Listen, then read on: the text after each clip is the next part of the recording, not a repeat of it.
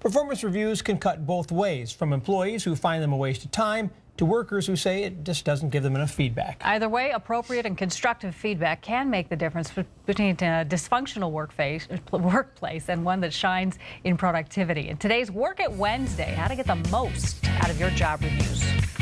Once a year, many employers like to give performance reviews. It's a great way to suggest some feedback, maybe some changes, set a few goals.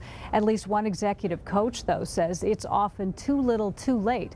Chuck Bolton contributed to this book called The Power of the Platform, and in it, he suggests a new way to communicate. What do you think about the whole performance review process in general? Kim, it's a broken process. There's some recent research that shows that upwards of 87% of employees, managers think the process is broken, it doesn't deliver results. Then if nobody likes it, why are we still doing it? It's just a process that's always been done. Human Resources has put a process out that has said, we've got to do this, and we've always done it, and there's yet a better way around how we can be candid in a more supportive way by making feedback part of an ongoing process. What is supportive candor? Well, the absence of supportive candor, let's talk about that. That's the dirtiest little secret in business, in my view. And that's that we tend not to be able to raise conflict and talk about things that are important to us in a constructive way. We tend not to give real-time feedback on an ongoing basis, and we tend not to collaborate collegially. And when we can do those things, when we can raise conflict constructively and talk about what's important in our business, when we can give feedback on an ongoing basis, we have a chance to really see a breakthrough in performance, and that's what we refer to as supportive candor. You're an advocate for something called real-time feedback. What is real-time feedback? The concept that we refer to as real-time feedback, we make it part of our daily or weekly repertoire. And people think that feedback means negative news, and I say not at all. Feedback can be great news. Thanks for a job well done.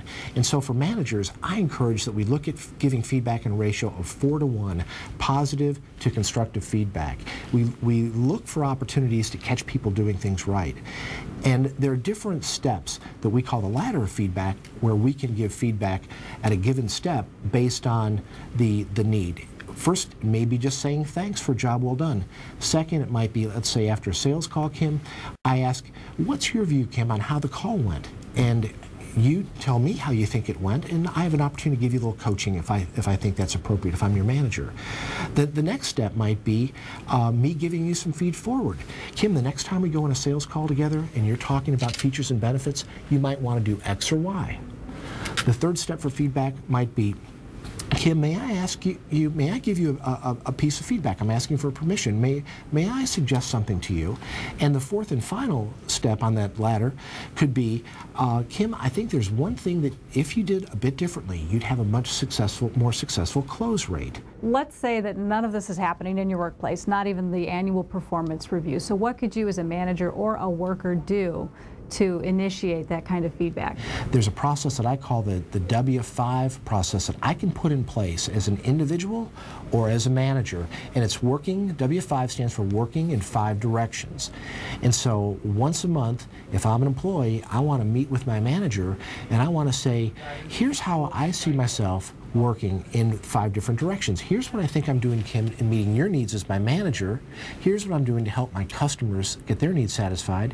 Here's what I'm doing to help my peers be successful. Here's what I'm doing if I have direct reports. Here's what I'm doing to help my direct employees grow and develop. And finally, here's what I'm doing to grow and develop. Chuck Bolton's working on another book. It's called The Dirtiest Little Secret in Business, The Absence of Supportive Candor. It comes out in March. Would you like to learn more? Head to KARE11.com, click on Take Care of Your Career, and that's Work It Wednesday.